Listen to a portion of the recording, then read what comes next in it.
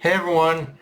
Okay, so I'll get to talking about the fight between Frey and Eiji in a bit, but I actually want to start this review by talking about the reveal we get from Setsuna, because she tells Yakuto that a white shadow is the reason Yuri went mad, which forces Yakuto to recall his father's words about God acting funny right before he massacred the Black Dragon Village. So this more or less confirms that whatever possessed Yuri has also taken control or is masquerading around as God. And whatever Yakuto ultimately decides, whether to kill God or whatever else, it's it seems like the goal now is to purge this. The goal right now is to purge this evil force controlling him. Which the next step in itself means research, gathering the others together and find out more about what this white shadow is, because as the old saying goes, failure to understand your enemy will only lead to destruction. And if Ikuto wants the others to make it out of this alive, then yeah, he has to understand every aspect of what he's getting into. Although I'm hoping even understanding what's going on won't retroactively change the dynamics of the finale too much, because one of my biggest concerns is that understanding the truth will minimize the possibility of of characters dying in the finale, or even from even from this point on. Like whatever happens, at least two characters in Yakuto's group need to die in the fight against God. Mashima can't get away from everyone surviving this time. Like for me, the expectation is like when you're facing this godlike being, characters need to die, and from in my minimum requirement for a fight like this is two characters bare minimum need to die. That's kind of what it needs to be.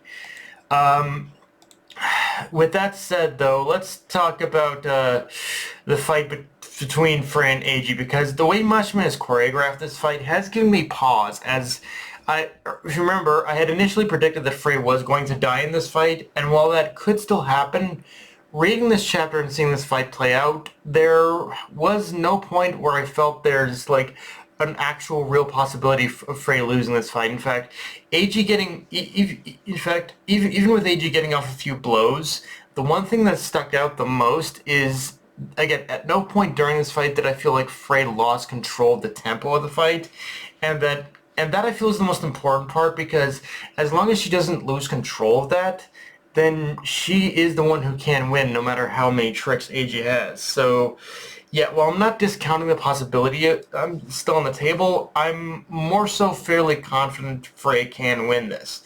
The only way I can see AG winning this is if Mashima pulls a bit of a twist, for a twist where basically AG where when they do the final clash thing, we find out AG like punctures Frey through the stomach or something like that. Like that's the only way I think AG might potentially win this fight, but is if it gets to the point of a final clash. But yeah, I honestly I'm actually pretty confident now of AG surviving this. Um, but yeah, let's talk about the other huge reveal at the end of this chapter, which is that Ryzen has an unexpected reunion with the demon who killed the princess, Hannibal the Betrayer, as he's called. So we finally have a name to go with the face. But let's get this. Let's be real. It's like this is Ganon. Like Mashima clearly has a love for Zelda, and he clearly had Zelda on the brain when he crafted not only this character but also like Ryzen's whole backstory and whatnot.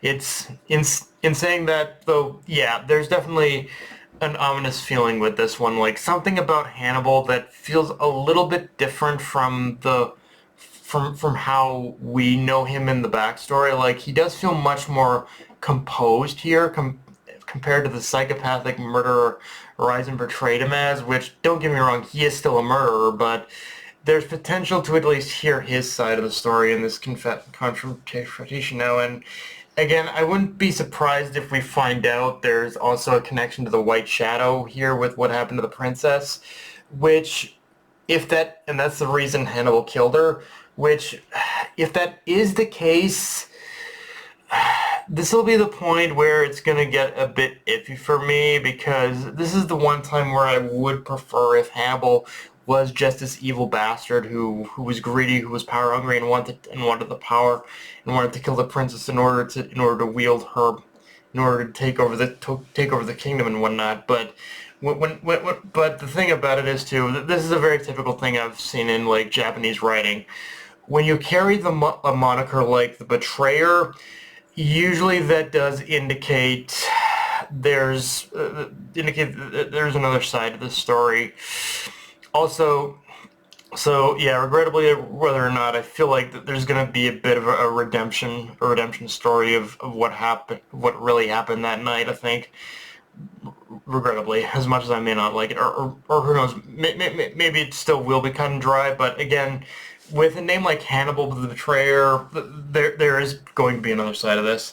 Also, at risk of potentially reading way too much into something that might not be there, what's up with that symbol on Hannibal's cloak? Like, it feels like that's supposed to be a breadcrumb of some kind that Mosh was leading us, that maybe he's part of some kind of organization like Ghost, or maybe an organization like Ghost as well, or maybe it's just a symbol. But Mashima definitely let that symbol linger for a bit, like he wanted us to pay attention to it. So it's like, yeah, I wonder just what that symbol is, and just what in general, I guess what Hannibal is doing here is the big question. So yeah, hopefully Ryzen won't let his anger boil over too much and get back trying to actually get some answers out of him before, trying to kill the guy. But yeah, but yeah, guys, that's pretty much all I got for this review. If you enjoyed the video, like, comment, subscribe, follow me on Blue Sky, and on this Crunchyroll, push the notification bell, subscribe button, and just share the video around, guys.